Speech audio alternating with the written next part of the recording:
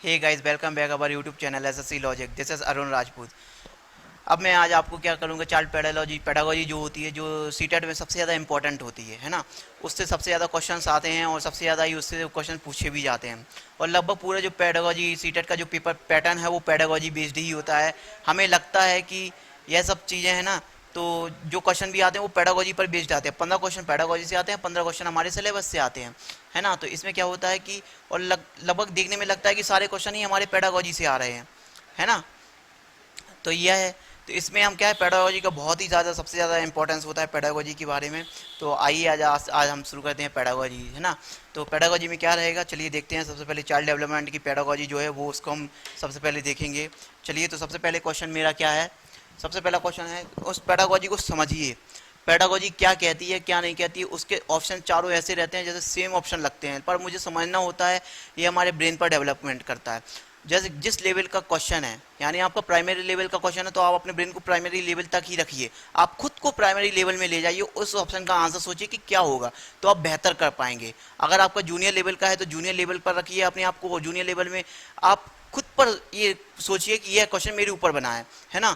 तो मैं उस पर बेहतर कर सकूंगा, बेहतर ही आंसर दे सकूंगा। सारे ऑप्शन ही सही लगते हैं मुझे, ऐसा पेडागोजी में लगता है कि सारे ऑप्शन ही जैसे सही है, पर उसमें से सबसे बेहतर ऑप्शन क्या होना चाहिए वो पूछता है आपसे। यह सिर्फ आपकी स्ट्रेटजी, साइकोलॉजी कि आप बच्चे को कितना समझ रहे हो, कितना नहीं समझ रहे हो, तो इस पर डिपेंड करता है कि आप उसकी हरकतों को या उसके नेचर को, व्यवहार को समझ पा रहे हैं कि नहीं समझ पा रहे हैं। कुछ बच्चे अच्छे भी होते हैं, कुछ इंटेलिजेंट भी होते हैं, कुछ थोड़े डल होते हैं। तो हमें सब बच्चों को लेकर चलना होता है। इसलिए ये पेडागोजी का जो सब्जेक्ट है वो हमारे इसमें सिलेबस में रखा गया है कि ताकि हम बच्चों को आसानी से सब कुछ, उनके भाव हाव समझ सकें, उनको हम समझ सकें कि किस तरीके से वो समझें, किस तरीके से वो पढ़ सकते हैं, किस तरीके से उनको याद होगा ये सब चीज़ें, किस तरीके से वो अपना पढ़ाई में मन लगाएंगे।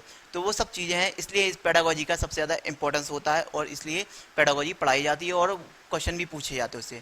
ठीक है, तो आइए आज शुरू करते हैं चाइल्ड डेवलपमेंट की पेडागोजी। ये बहुत इंपॉर्टेंस होती है, सबसे ज़्यादा क्वेश्चन इसी से पूछे जाते हैं, पुटअप भी होते हैं। तो सबसे पहला क्वेश्चन क्या है, लेव वाइगोत्स्की के समाज संरचना सिद्धांत में दृढ़ विश्वास रखने वाले शिक्षक के नाते आप अपने बच्चों के आकलन के लिए निम्नलिखित में से किस विधि को वरीयता देंगे। तो सबसे पहले तो क्वेश्चन को समझिए, क्वेश्चन समझिए क्वेश्चन क्या कह रहा है। उसने बोला है लेव वाइगोत्स्की, तो लेव वाइगोत्स्की है तो क्या है, लेव वाइगोत्स्की सामाजिक संरचना सिद्धांत से जुड़े हैं। तो यहाँ से तो एक क्वेश्चन ये भी बन गया हमारा। यहाँ से बहुत सारे क्वेश्चन बनते हैं, एक एक पॉइंट पढ़ते चलिए, इसी में से आपके क्वेश्चन बनेंगे, इसी में से आपको समझ में भी आ जाएगा, है ना। तो किस सिद्धांत को वरीयता देते हैं, सहयोगी प्रोजेक्ट है, मानकीकृत परीक्षण है, तथ्यों पर आधारित प्रत्यास्मरण के प्रश्न है, वस्तुपरक विकल्पी प्रकार के प्रश्न हैं। तो वाइगोत्स्की जो हैं उन्होंने किस आधार पर इसको मतलब वरीयता दी है, यह आपको बताना है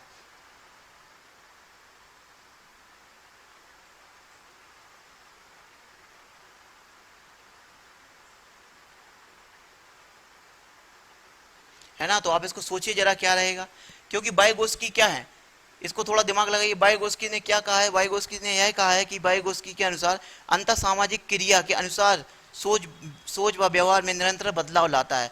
बच्चा जो होता है वो अंतःक्रिया यानी इंटर जो इंटरनली होती है ना अंतःक्रिया, उसके अनुसार क्या है, सोच अपने यानी उसकी मेंटेलिटी, उसका जो बिहेवियर है उसमें क्या करता है, बदलाव लाता है। इसी से वह एक दूसरे से अंतर संबंधित हो सकता है। तो इसमें क्या होगा, एक दूसरे से कांटेक्ट होने के साथ साथ ही एक दूसरे से अंतर संबंधित भी है ना। तो एक दूसरे से संबंधित है, तो इसमें क्या आंसर रहेगा उसका, ये किस अंतर संबंधित और कांटेक्ट एक दूसरे से किस तरीके से हो सकता है।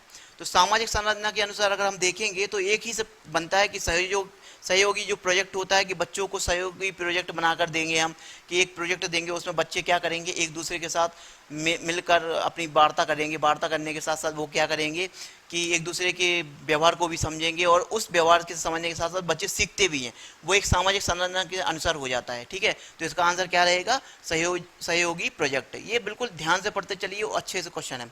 नेक्स्ट सेकंड क्वेश्चन रहेगा, अपनी कक्षा की व्यक्तिगत विभिन्नताओं से निपटने के लिए शिक्षक को क्या चाहिए। यानी एक जो मेरी क्लास है उस क्लास में बहुत सारे बच्चे होते हैं, ऐसा नहीं है कि एक ही मेंटेलिटी के बच्चे सारे बच्चे हों या मतलब कि सेम डल मेंटेलिटी हो, नहीं। कुछ बच्चे अच्छे होते हैं, कुछ कमजोर होते हैं, कुछ बहुत ही डल होते हैं। तो हमें क्या करना चाहिए, सब बच्चों के साथ लेवल मिला के चलना है हमें, है ना। तो सब बच्चों के साथ लेवल मिला के चलना है। तो ये तो हम किस तरीके से उसको मतलब करेंगे ये देखना है। तो इसके ऑप्शन उसने बना के दिए हैं, शिक्षण और आकलन के समान और मानक तरीके हो। शिक्षण और आकलन के क्या होने चाहिए, समान और मानक तरीके, यानी एक जैसे तरीके होने चाहिए।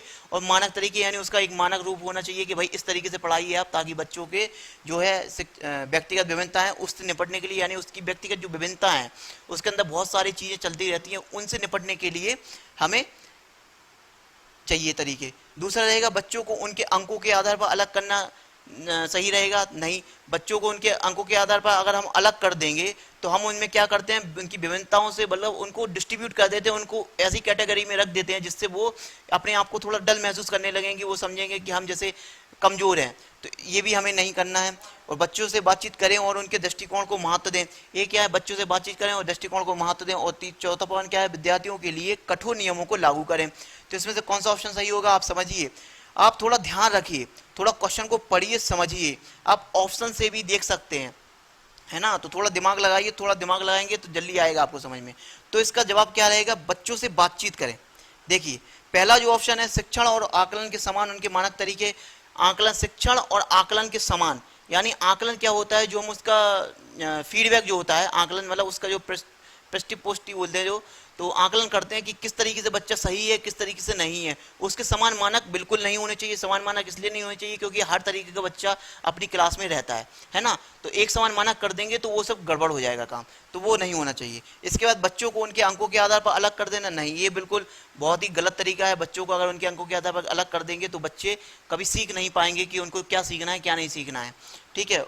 इसके बाद क्या है, विद्यार्थियों के लिए कठोर नियमों को लागू करना। कठोर नियमों को विद्यार्थियों के लिए बिल्कुल लागू नहीं करना चाहिए, क्योंकि अगर कठोर नियम लागू करेंगे तो विद्यार्थी क्या होते हैं कि उस चीज़ से उनका मन हट जाता है, यानी वो एक प्रकार के क्या होते हैं कि उनके अंदर जो है वो भावना उनके अंदर ऐसा हो जाता है कि भाई ये टीचर हमें मारता है, तो इस टीचर से थोड़ी नफरत सी करने लगते हैं वो, तो ये भी नहीं होना चाहिए। तो इसका आंसर क्या रहेगा, बच्चों से बातचीत करें और उनके दृष्टिकोण को महत्व दें।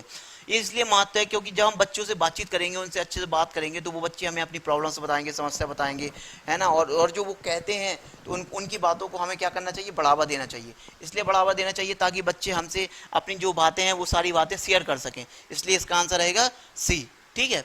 नेक्स्ट क्वेश्चन रहेगा, आकलन उद्देश्यपूर्ण होता है यदि। आकलन कब उद्देश्यपूर्ण होता है, आकलन का उद्देश्यपूर्ण होना बहुत जरूरी है। आकलन क्या होता है, जो लास्ट ईयर में होता है ना, जो हमारे एक पूरे सेशन के बाद जो होता है आकलन, है ना, उसको हम आकलन बोलते हैं। तो पूरे सेशन के बाद होता है, तो क्या होता है, इससे विद्यार्थियों में भय और तनाव का संचार हो, इससे विद्यार्थियों और शिक्षक को प्रतिपुष्टि प्राप्त हो, यानी प्रतिपुष्टि मतलब फीडबैक बोलते हैं जिसको। यह केवल वर्ष के अंत में एक बार होना चाहिए और विद्यार्थियों की उपलब्धियों में अंतर करने के लिए तुलनात्मक मूल्यांकन किए जाएं। तो इसमें से क्या सही रहेगा, आप खुद समझिए। आकलन उद्देश्यपूर्ण होता है ना, थोड़ा दिमाग लगाइए, फिर मैं बता रहा हूं। आज से ये पेडागोजी का सेशन जो है वो पेडागोजी का सेशन, न्यूज़ सेशन चालू हो गया है, स्टार्ट हो गया। पेडागोजी आपको रोज़ मिलेगी, मतलब रोज़ या एक दिन छोड़ एक दिन भी हो सकती है, तो ताकि हमारा सिलेबस भी चलता रहे और पेडागोजी भी चलती रहे, क्योंकि हो सकता है पेपर होने के चांस हैं। आज मे भी आज जो भी है बीएड का एग्ज़ाम था शायद, तो उसमें इसका एग्ज़ाम हो गया, तो चांस अब बनते हैं कि पेपर होंगे, है ना।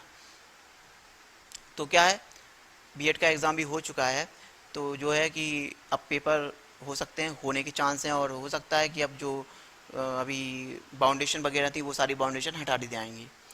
आकलन उद्देश्यपूर्ण होता है यदि। अब क्या होता है, आकलन उद्देश्यपूर्ण क्यों होता है, पहला क्वेश्चन देखिए, ऑप्शन से भी थोड़ा समझिए। इससे विद्यार्थियों में भय और तनाव संचार हो, नहीं, ये क्या है, गलत है बिल्कुल। अगर आकलन उद्देश्यपूर्ण चाहिए हमें, तो विद्यार्थियों में भय और संचार तनाव तो बिल्कुल नहीं होना चाहिए, स्ट्रेस लेस होना चाहिए बच्चों को। अगर स्ट्रेस करेंगे तो दिक्कत हो जाएगी। दूसरा क्या है, इससे विद्यार्थी और शिक्षक को प्रतिपुष्टि प्राप्त हो, है ना। तीसरा क्या है, यह केवल वर्ष के अंत में एक बार होना चाहिए, ये बिल्कुल गलत है, वर्ष के अंत में नहीं होना चाहिए। आकलन क्या है, बार बार होना चाहिए, हमेशा कहीं ना कहीं होना चाहिए आकलन। जैसे हम लोग एग्जाम में टेस्ट, कॉलेज स्कूल वगैरह में जो टेस्ट होते हैं, हर एक मंथ के बाद टेस्ट लिए जाते हैं, बच्चों से कहते हैं कि भाई जो हमने पढ़ा दिया उसका एक मंथ के बाद टेस्ट होता है। तो आकलन इसलिए जरूरी है, बच्चे उसमें कितना सीख रहे हैं, उस चैप्टर से कितना सीख रहे हैं, वो आकलन कहलाता है ना। तो यह बिल्कुल गलत हो जाएगा, अंत में बिल्कुल नहीं होना चाहिए। विद्यार्थियों की उपलब्धियों में अंतर करने के लिए तुलनात्मक मूल्यांकन किए जाए। तो विद्यार्थियों की उपलब्धियां जो होती हैं, यानी जो उन्होंने उपलब्धि किया, उनके तुलनात्मक मूल्यांकन एक दूसरे से क्या तुलना की जाए, तो ये बिल्कुल गलत है, उनसे तुलना कभी नहीं की जानी चाहिए। नहीं तो बच्चे क्या होते हैं, उनके दिमाग में एक भय पैदा हो जाता है कि भाई हम इससे कमज़ोर हैं या इससे आगे नहीं बढ़ सकते हैं, तो ये सब गलत चीज़ हो जाती हैं। तो इसका आंसर क्या रहेगा, इससे विद्यार्थी और शिक्षक को प्रतिपुष्टि प्राप्त होनी चाहिए। तो इसका आंसर क्या है, यही है, ताकि शिक्षक जो है बच्चों की जो है उसका फीडबैक जो है वो ले सके कि बच्चा कितना सीख रहा है कितना नहीं सीख रहा है, हम उस बच्चे पर ध्यान दे सकें ताकि कहाँ वो कमज़ोर है, कहाँ किस जगह वो वीक है बच्चा, इस हिसाब से। ठीक है, नेक्स्ट क्वेश्चन रहेगा हमारा चौथा नंबर का क्वेश्चन, राष्ट्रीय पाठचर्या की रूपरेखा एनसीएफ 2005 के अनुसार शिक्षक की भूमिका होनी चाहिए, क्या होनी चाहिए, सत्तावादी होनी चाहिए, अधिनायकीवादी होनी चाहिए, अनुमति परक होनी चाहिए, सुविधादाता होनी चाहिए। थोड़ा दिमाग लगाइए, फिर हम इसके लिए बताते हैं आपको। चलिए, आप लोगों ने थोड़ा सोच लिया होगा। राष्ट्रीय पाठचर्या की रूपरेखा एनसीएफ 2005 में ये चालू किया गया था, एनसीएफ जो है, इसके अनुसार क्या होना चाहिए, शिक्षक की भूमिका किस तरीके से होनी चाहिए, सत्तावादी। सत्तावादी यानी उसको सत्तावादी होना चाहिए कि एक सत्ता परक जैसा व्यवहार करे कि पक्षों में डिस्ट्रीब्यूट कर दे। इसके बाद अधिनायकी, यानी अधिनायकी क्या होनी चाहिए, उसका पूरा अधिकार होना चाहिए उसके ऊपर। नहीं, ये बिल्कुल गलत है, अधिकार नहीं होना चाहिए, ताकि अगर वो अधिकार जमाएगा तो बच्चे उससे अपने क्वेश्चन नहीं पूछ पाएंगे, है ना। इसके बाद अनुमति परक होना चाहिए कि अनुमति मतलब बच्चे उससे आगे अनुमति लेके भाई हमें ये करना है ये नहीं करना है, तो ये भी गलत हो जाएगा। इसके बाद क्या है, लास्ट में आएगा सुविधादाता। टीचर क्या होना चाहिए, एक सुविधादाता होना चाहिए। अगर टीचर एक सुविधादाता के रूप में है, जैसे कोई बच्चा कुछ पूछता है तो तुरंत जाके उसको बताता है, उसके उसके जो प्रॉब्लम्स है, उसके जो भी दिक्कत है, समस्याएं हैं, उनको सॉल्व करता है, डाउट क्लियर करता है, तो ये सब चीज़ें होनी चाहिए। तो इसका ऑप्शन क्या है, तो इसका ऑप्शन सुविधादाता होगा। ठीक है, इसके बाद क्या रहेगा, नेक्स्ट क्वेश्चन रहेगा हमारा, अनुसंधान सुझाते हैं कि एक विविध कक्षा, यानी अनुसंधान सुझाते हैं कि एक विविध कक्षा में अपने विद्यार्थियों से शिक्षिका की अपेक्षाएं विद्यार्थियों के अधिगम, है ना, इसके बाद ऑप्शन दिए हैं, पर महत्वपूर्ण प्रभाव छोड़ती हैं, का एकमात्र निर्धारक होती हैं, के साथ संबंधित नहीं मानी जानी चाहिए, पर कोई प्रभाव नहीं छोड़ती हैं। तो क्या है इसका जरा सोचिएगा आप।